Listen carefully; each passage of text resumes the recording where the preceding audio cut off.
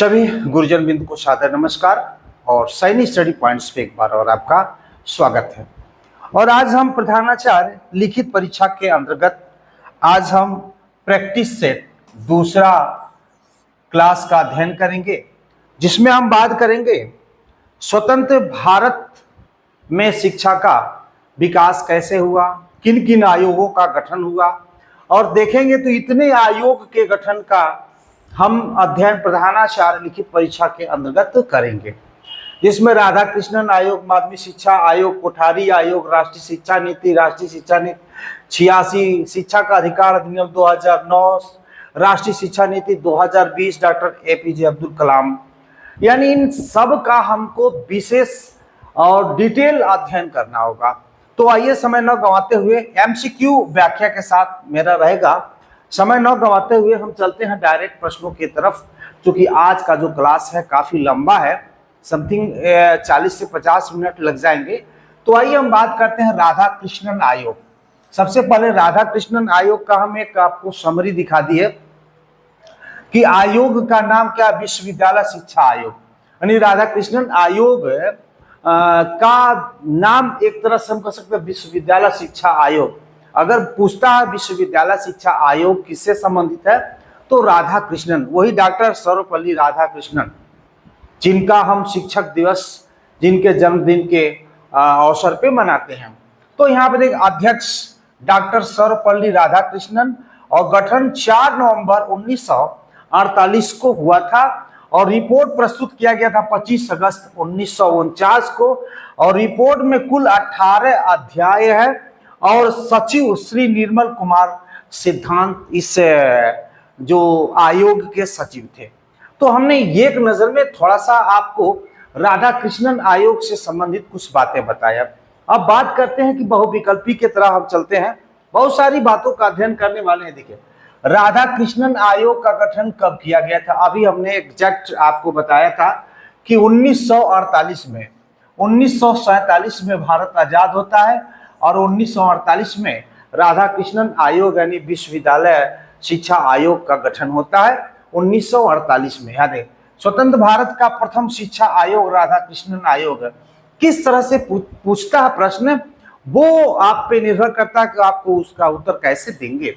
स्वतंत्र भारत का प्रथम शिक्षा आयोग, जिसका नाम है राधा कृष्णन आयोग, राधा कृष्णन आयोग का गठन 4 नवंबर 1948 को स्वतंत्र भारत विश्वविद्यालय शिक्षा की समीक्षा हेतु की गई थी, और राधा कृष्णन आयोग ने अपनी रिपोर्ट 25 अगस्त 1949 को सौंपी थी।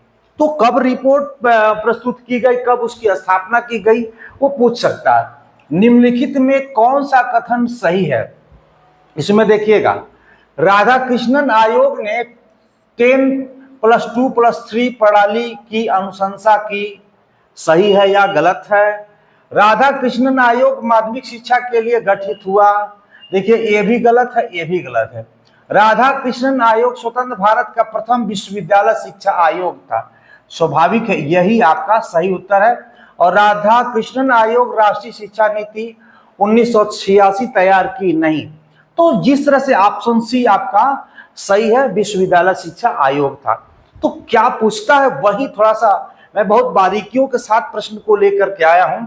निम्नलिखित में कौन सा राधा कृष्णन आयोग 1948-49 के विदेशी सदस्य के रूप में शामिल नहीं थे। देखिए 3 विदेशी सदस्य इसमें शामिल थे, लेकिन इसमें पूछ रहा है कि कौन शामिल नहीं थे। तो डॉक्टर जे.एफ. डट जो है, ये भी विदेशी नाम दिख रहा है। डॉक्टर आर्थर मॉर्गन भी विदेशी नाम है, और डॉक्टर जाकिर हुसैन जो है वो विदेशी नहीं दिख रहे हैं। तो इसलिए सही उत्तर आपका यही होगा। और 3 प्रमुख जो विदेशी सदस्य शामिल थे, ये तीनों आप देख सकते हैं, ये तीनों का नाम यहाँ पे है। यही तीनों विद्वान इस राधा कृष्णन आयोग के मेंबर के रूप में शामिल थे, ब्रिटेन, अमेरिका और ब्रिटेन के थे। ये पूछता इस तरह से पूछ सकता है। तो नेक्स्ट चलते हैं कि राधा कृष्णन आयोग 1948-49 ने एक विश्वविद्यालय में अधिकतम कितने विद्यार्थियों की संख्या उपयुक्त मानी, यानी एक विश्वविद्यालय में अधिकतम कितने छात्र हो सकते हैं जो विश्वविद्यालय के लिए उपयुक्त होगा, जिनके शिक्षण कार्य अच्छा से किया जा सकता है। तो राधा कृष्णन आयोग के अनुसार 5,000 जो विद्यार्थी विश्वविद्यालय में पढ़ सकते हैं, अध्ययन कर सकते हैं, जो उनके लिए सही होगा। राधाकृष्णन आयोग रिपोर्ट मुख्य दृष्टिकोण जो है लोकतंत्र, न्याय और शांति के लिए शिक्षा, यानी इनका जो रिपोर्ट क्या था, लोकतंत्र, न्याय और शांति की लिए शिक्षा का इनका मतलब मोटो था, जोर था। राधाकृष्णन आयोग 1948-49 ने इंटरमीडिएट स्तर को किसके समकक्ष मानने का सुझाव दिया था? किसके? आज कब देखिएगा, ये बहुत इंपॉर्टेंट है। अमेरिकी junior college high school plus 1 year, इनके समकक्ष इंटरमीडिएट स्तर को मानने का राधाकृष्णन जी का एक मतलब सुझाव था। अमेरिकी junior college high school plus 1 year.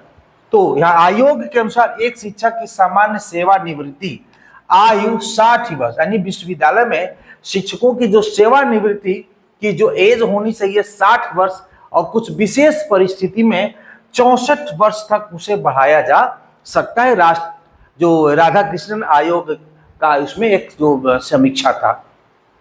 Radhakrishnan आयोग की रिपोर्ट में कुल कितने अध्याय हैं? हालांकि मैं स्टार्टिंग में बताया कि इसमें 18 अध्याय हैं, और आयोग ने स्नातक पाठ्यक्रम की कुल अवधि 3 वर्ष निर्धारित करने की संस्तुति थी। यानी ये जो आयोग था वो कहा जो ग्रेजुएशन की कोर्स होगी वो 3 साल की होगी। आज आप देख सकते हैं कि ऑनर्स से करके 4 साल का ग्रेजुएशन का कोर्स हो गया है। देखिए, राधाकृष्णन आयोग 1948-49 ने 1 वर्ष में न्यूनतम कितने कार्य दिवस रखने की सिफारिश की थी? मतलब कितना दिन क्लास चलना चाहिए 1 वर्ष में। यहाँ पे देखिए 150 दिन, 180 दिन, 180 दिन परीक्षा दिवसों को छोड़, यानी जो सही उत्तर है आपका देखिए 180 दिन तो है, लेकिन 2 जगह 180 दिन है, यानी यहाँ पे कह रहे 180 दिन, लेकिन परीक्षा दिवस को छोड़ करके, यानी एग्जाम पीरियड इसमें काउंट नहीं होगा। मतलब केवल आप 180 दिन आप पढ़े हैं, उसके बाद एग्जाम आप दे सकते हैं इस रिपोर्ट के अनुसार। आयोग ने नियमित कक्षाओं और ट्यूटोरियल प्रणाली और गुणवत्तापूर्ण शिक्षा पर विशेष बल दिया। ट्यूटोरियल प्रणाली, गुणवत्तापूर्ण विशेष बल दिया। और अगर आप चाहते हैं कि जितने हमने क्लास ले रखे हैं या ले रहे हैं उसका स्टैंडर्ड क्वालिटी का बुक टाइप का पीडीएफ, ऐसा नहीं कि स्क्रीनशॉट का, बुक टाइप का पीडीएफ भी हमने कलेक्ट किया है। एक किताब आपको मिल जाएगा जो 9450850327 व्हाट्सएप नंबर पे आप संपर्क करके आप मुझसे प्राप्त कर सकते हैं। चूंकि अभी हम प्राइस इसका क्लियर नहीं किए हैं, ये दूसरा क्लास है, 4-5 क्लास से हम ले लेंगे तो इसका हम प्राइस क्लियर कर देंगे। और उसके बाद लेने के बाद जितने भी आप क्लास में पढ़ाऊंगा आपको महसूस होता है, अपडेट लिख करके भेजेंगे और मैं सारा अपडेट आपको उपलब्ध करा दूंगा। देखिए, राधाकृष्णन आयोग 1948-49 विश्वविद्यालय के प्रशासन के लिए किस निकाय की स्थापना सूत्री पर बल दिया? ये किस निकाय की स्थापना पर? तो देखिए, ये सिंडिकेट और सीनेट शैक्षिक परिषद, सिंडिकेट और सीनेट शैक्षिक परिषद की स्थापना पर इस आयोग का बल था। राधाकृष्णन आयोग ने छात्र कल्याण के लिए स्वास्थ्य सेवाएं, छात्रावास और ट्यूटर व्यवस्था पर भी जोर दिया था। हमने यहाँ पे व्याख्या कर दिया कि अगर ये भी प्रश्न बने तो आप उसका उत्तर दे सकें। राधाकृष्णन आयोग के सचिव के रूप में किसने अपनी सेवाएं दी थी? अभी बताए थे, निर्मल कुमार सिद्धांत ने सेवाएं दी थी सचिव से। एक चीज यहाँ देखिए, बड़ा इंपॉर्टेंट प्रश्न है। राधाकृष्णन आयोग ने एक शिक्षक के लिए साप्ताहिक अधिकतम अध्यापन कितने घंटा, मतलब एक सप्ताह में एक शिक्षक कितने घंटे तक उसे पढ़ाना चाहिए? तो 18 घंटे, यानी उसकी जो 18 घंटे निर्धारित की गए हैं कि उसे एक हफ्ता में कम से कम 18 घंटे पढ़ाने होंगे। ज्यादा पढ़ा देंगे तो बड़ी अच्छी बात है, लेकिन 18 घंटे से कम नहीं पढ़ाना एक हफ्ते में। यानी हम कह सकते हैं तो एक हफ्ता 3 छक्के 18, यानी प्रतिदिन 3 घंटे क्लास लेना आवश्यक है। आवासीय विश्वविद्यालय में कुल विद्यार्थियों की संख्या किस सीमा से अधिक नहीं होनी चाहिए? यानी 3000 से अधिक आवासीय विश्वविद्यालय में छात्र नहीं होने चाहिए, 3000 या उससे कम। राधाकृष्णन आयोग किस शिक्षा स्तर से संबंधित था? इनका आयोग तो सब जानते हैं कि विश्वविद्यालय शिक्षा आयोग से संबंधित था, इसलिए विश्वविद्यालय शिक्षा आयोग स्वतंत्रता भारत नवंबर 1948 डॉक्टर राधाकृष्णन आस्था में इस आयोग गठन किया। बार बार मैं आ गया है इस सब, तो इसमें कोई दिक्कत नहीं है, आप समझ जाइएगा। नेक्स्ट, राधाकृष्णन आयोग के अध्यक्ष कौन थे? तो वही थे डॉक्टर सर्वपल्ली राधाकृष्णन। और इसे देखिएगा, और इसमें कितने सदस्य थे, यानी जो राधाकृष्णन आयोग का गठन हुआ था उसमें सदस्यों की संख्या कितनी थी? तो 10 थी। कुल सदस्यों की संख्या 10 थी। ये थोड़ा सा ध्यान रखिएगा। राधाकृष्णन आयोग की रिपोर्ट कब प्रस्तुत की गई थी? तो ये 1949 में प्रस्तुत की गई थी। कब? 25 अगस्त 1949 को। राधाकृष्णन आयोग की रिपोर्ट का जो प्रसिद्ध नाम क्या था? तो यहाँ पे देखेंगे, report of the university education commission, ये आप इनका प्रसिद्ध नाम था, report of the university education commission.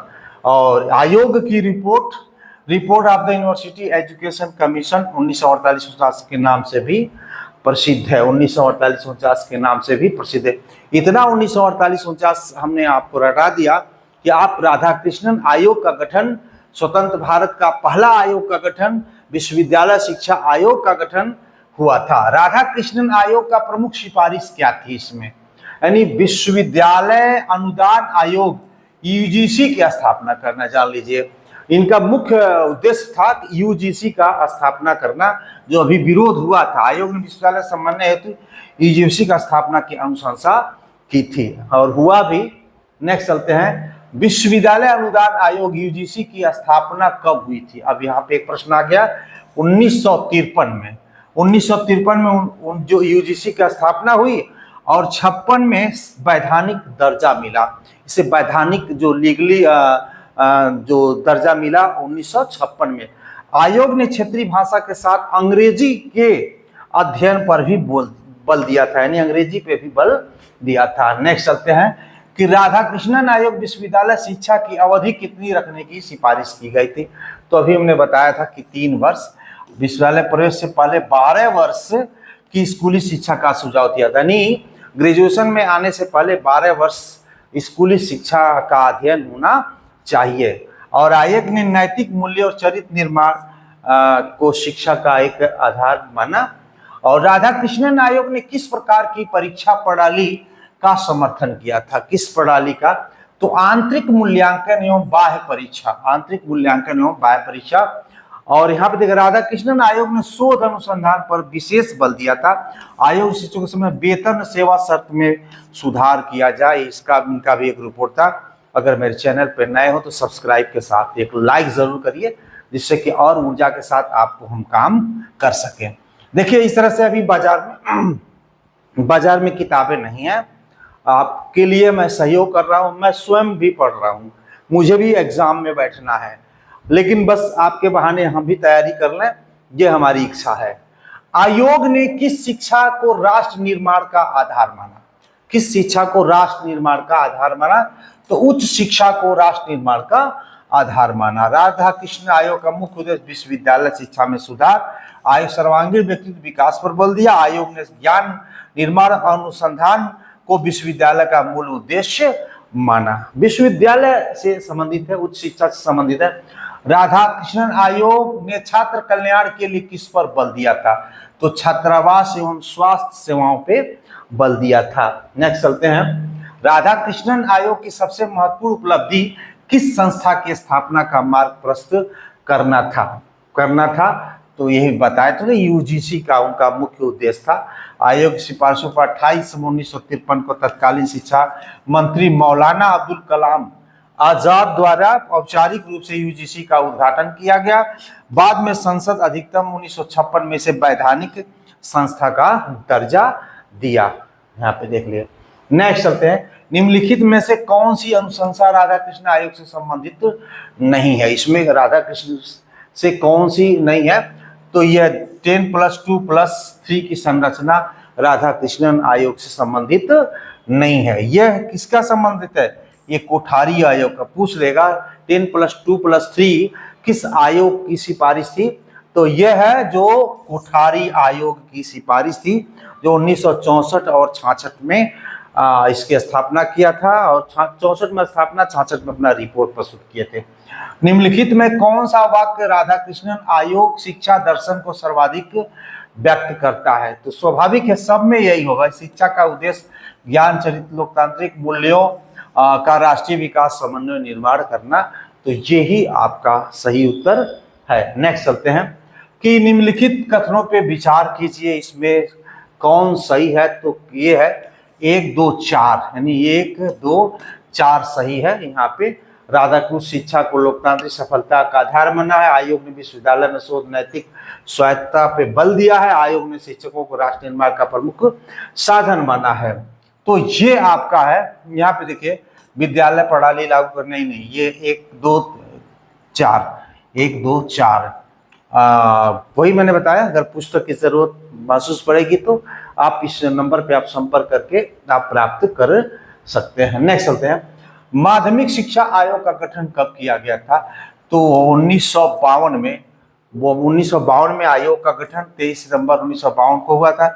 आयोग में डॉक्टर लक्ष्मण स्वामी मुदालियर आयोग भी कहा जाता है माध्यमिक शिक्षा आयोग को, 52 में। इसलिए इसे जो मुदालियर आयोग भी कहा जाता है। इस पे स्पेशल वीडियो आ रहा है मेरा। और विश्वविद्यालय शिक्षा आयोग 1968 अध्यक्ष कौन थे? तो राधा कृष्णन थे। क्योंकि कई बार कोठारी आयोग का गठन कब और किस वर्ष हुआ था? तो 1964 में हुआ था। 1964 और 66 में अपनी क्या किया था? रिपोर्ट पेश किया था। नेक्स्ट सकते हैं, कोठारी आयोग के अध्यक्ष कौन थे?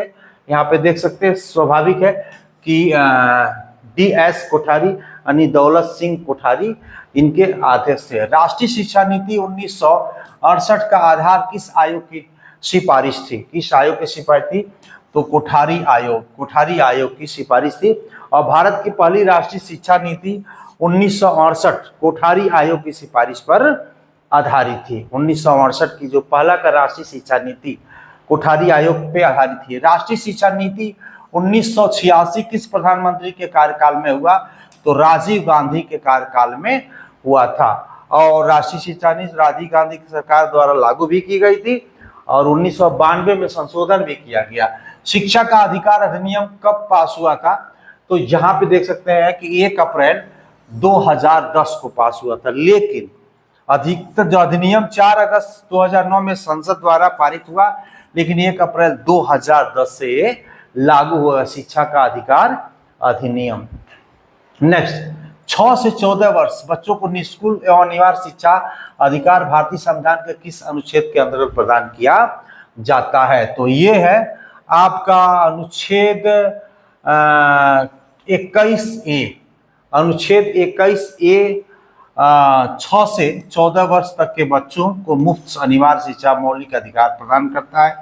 2002 में 86वें संशोधन द्वारा अधिनियम में जोड़ा गया, यानी 86वां संशोधन में इसी अधिकार को प्रभावशाली बनाने के लिए 2009 में शिक्षा का अधिकार अधिनियम जो राइट टू एजुकेशन एक्ट पारित किया गया। 2009 में राइट टू एक्ट एजुकेशन पारित किया गया था, ये भी पूछ सकता है। नेक्स्ट, राष्ट्रीय शिक्षा नीति 2020 में जो विद्यालयी शिक्षा का नया ढांचा क्या था? 2020 में नया ढांचा क्या था?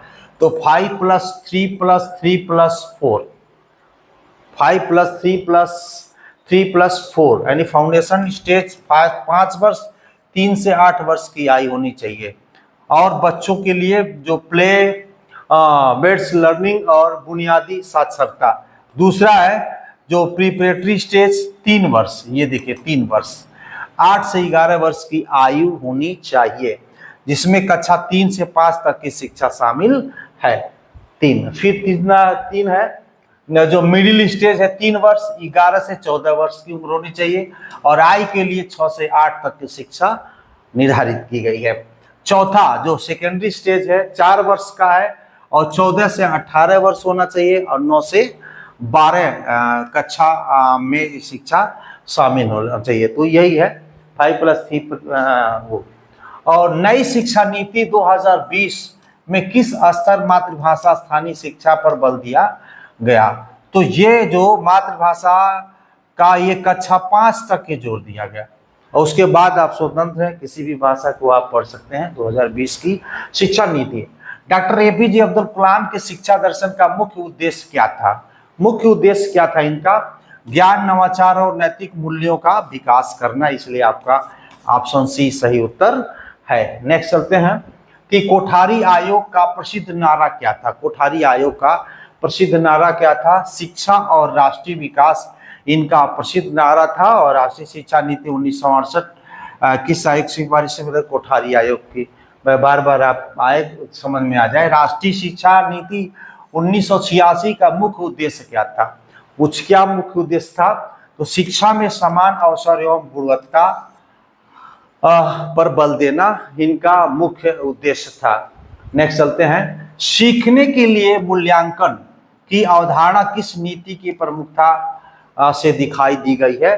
तो 2020 और जो नई शिक्षा नीति 2020 में आई, सीखने के लिए मूल्यांकन, सीखने के मूल्यांकन की अवधारणा किस नीति की प्रमुखता है? तो 2020 शिक्षा नीति की प्रमुखता है।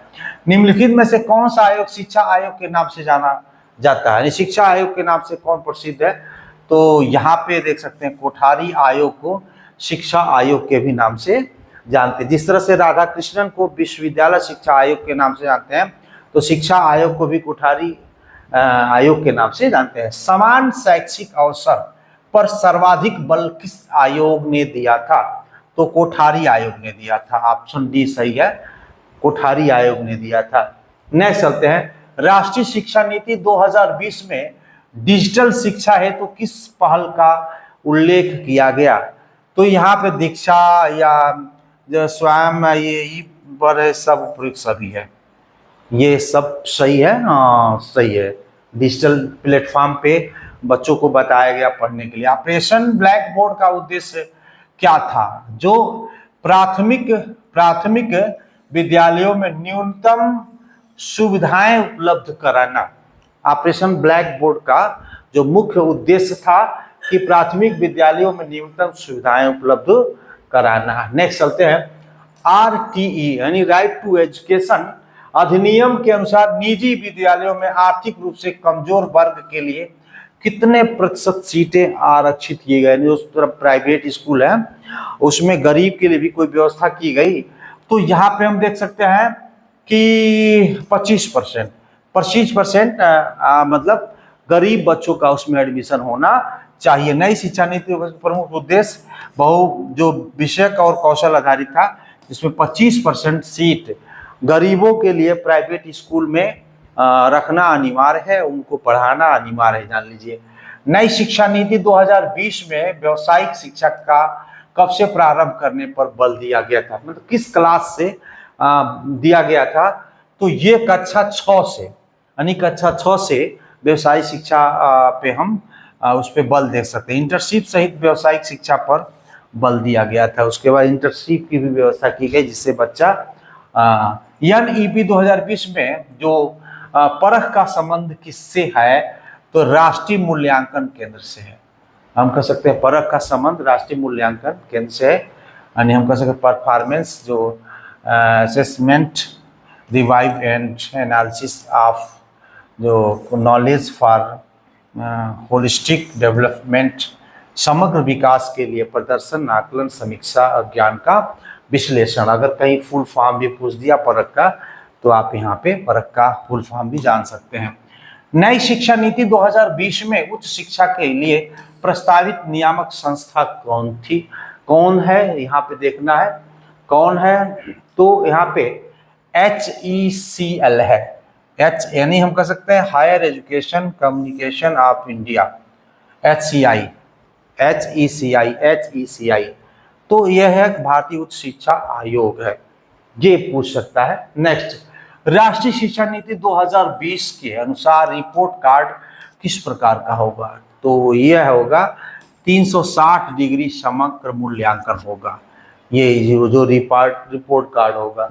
नेक्स्ट चलते हैं कि NEP 2020 में ECE का अर्थ क्या है? तो ईयरली जो child hold care and education, इसका फुल फॉर्म है। नेक्स्ट चलते हैं, 2-3 प्रश्न और है। ऑपरेशन ब्लैक बोर्ड किस नीति से संबंधित है? तो ये है 1986 से, NEP 1986 ऑपरेशन ब्लैक, और 86 में से और 87 में इसे राष्ट्रीय शिक्षा नीति 86 के तहत 1987 में से लागू कर दिया गया था और 86 नीति से संबंधित ये है। नेक्स्ट, राष्ट्रीय शिक्षा नीति 86 का संशोधन कब किया गया था? तो 92 में किया गया था, 1992 में। और 92 में राममूर्ति समिति समीक्षा के संशोधन से हुआ था। पूछता है किसके सिफारिश पे हुआ था? तो राममूर्ति समिति। और राष्ट्रीय शिक्षा नीति 1986 किस प्रधानमंत्री? तो राजीव गांधी। और राष्ट्रीय शिक्षा नीति 68 कोठारी आयोग की सिफारिश पे लागू हुआ था। नेक्स्ट चलते हैं कि एजुकेशन एंड नेशनल डेवलपमेंट शीर्षक से प्रसिद्ध रिपोर्ट किस आयोग द्वारा प्रस्तुत किया गया था? तो ये भी उत्तर है आपका कोठारी आयोग के द्वारा। नेक्स्ट चलते हैं कथन और कारण, इसमें क्या सही हो सकता है? तो ये देखिए, कोठारी आयोग के समान विद्यालय प्रणाली का समर्थन किया, एक सही बात है। इसका उद्देश्य शिक्षा में समान अवसर उपलब्ध कराना, ये तो ऑप्शन ये सही है, दोनों कथन सही है। सेकेंड जो फर्स्ट की सही व्याख्या करता है। नेक्स्ट चलते हैं। तो आज के लिए इतना ही और नेक्स्ट वीडियो में मिलते हैं। और आपको अच्छा लगे तो लाइक ज़रूर करिए, शेयर ज़रूर करिए और मैं आपको अंत तक बना रहूँगा। आज के लिए इतना ही, धन्यवाद।